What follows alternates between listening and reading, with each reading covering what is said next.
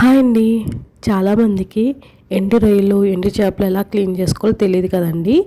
నేను చెప్పిన ప్రాసెస్లో చేయండి, చాలా ఈజీగా అవుతుంది. ఇది కూడా చూడాలా అంటే తప్పదండి, చూడాలి. ఎందుకంటే చాలామందికి నాకులాగా కూడా తెలియని, ఫస్ట్లో పెళ్ళైన కొత్తలో నాకు కూడా తెలియదు, కానీ నేర్చుకున్నాను.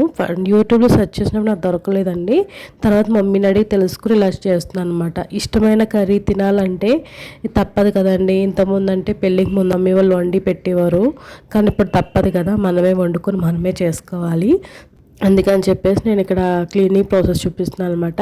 ఫస్ట్ అయితే తల తోక అనేది కట్ చేసుకోవాలి, మనకి ఈజీగా ఉంటుందని చెప్పేసి నేను ఇక్కడ సిజర్ వాడాను.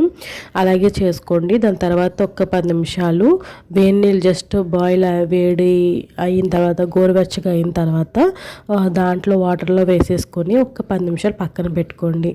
అది అయిపోయిన తర్వాత ఇలాగ నేను వీడియో చూపిస్తున్నట్టుగా రివర్స్లో మనం క్లీన్ చేసుకోవాలన్నమాట.